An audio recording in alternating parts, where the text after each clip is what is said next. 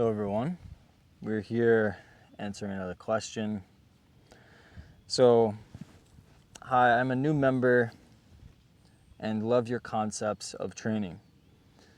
I've been training my 6-year-old rescue with positive reinforcement with treats since I got her 6 months ago.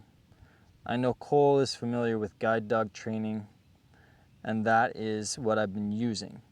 She is generally nervous, fearful, reactive in some situations, needs a lot of support on our daily walks. I have not encouraged her to walk at my side. She is in front, but also on a loose lead. I've been focusing also on getting her attention back on me when she gets worried about something. As I start the Jentle method, I wonder, is it confusing to her to continue our usual manner of walking and training? I don't want to give up our walks, but obviously she will need time before she can walk in the Jentle manner. Or will the two methods blend together eventually? Thank you. So, when people begin to practice the Jentle method, what we always suggest is for them to continue their normal routine. Continue their normal routine, but begin to put some more emphasis on practicing in the Jentle method. You know, in this particular situation, definitely continue your walks.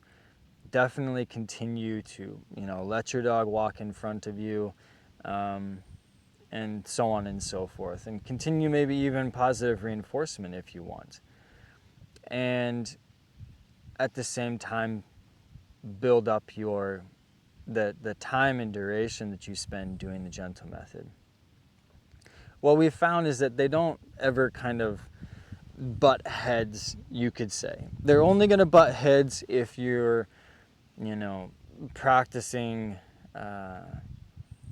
things such as when pressure on the lead is applied, it means sit, right? And there's just very contradictory things. Because if you're letting your dog walk out in front of you on a loose lead, then you're allowing that to take place.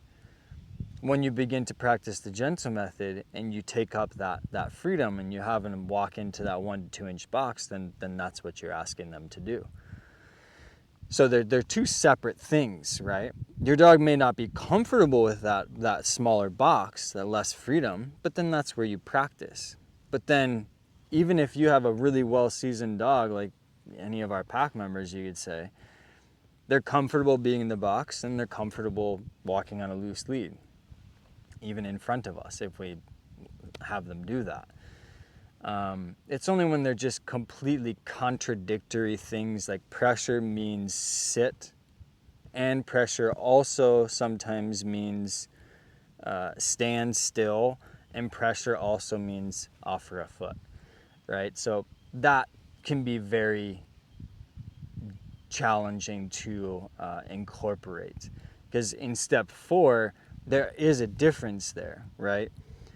In step 4, when you ask them to offer a foot, you're asking lightly and then increasing slightly, and then they offer and you release.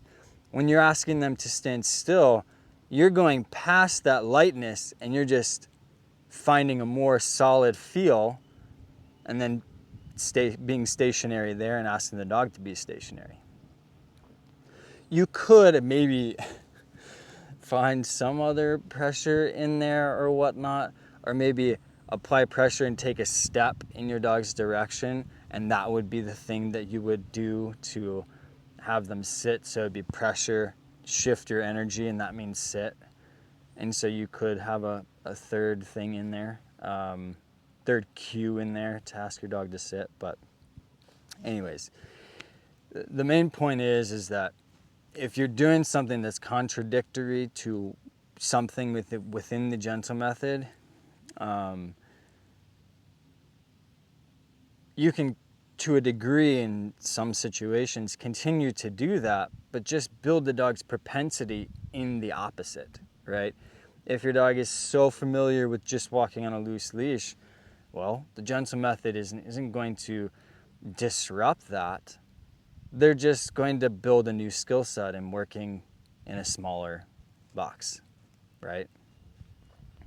So,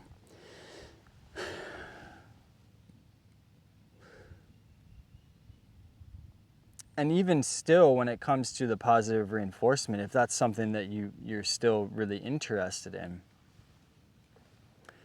you know, for us, if we were going to use food, we would still work with dogs in the same way that we do. It's just that we wouldn't ever reward a dog when they're in an excited state of mind with food.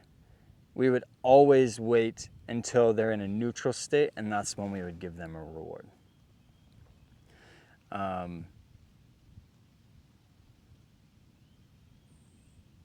Yeah, because for us, a neutral foundation is way more important of a foundation in life than excitement and drive. That neutral foundation, we can take that anywhere, right? When you've got overexcitement, that can be a bit more challenging to manage and move in different directions because it's so heightened in energy. You know, the faster we travel in a vehicle, the more intense a wreck is going to be, the more energy it takes to stop that vehicle. And so it's similar to our experience with dogs, is that when you get them in that higher energy state, it can just be it could take a lot more energy to shift them in other areas, right?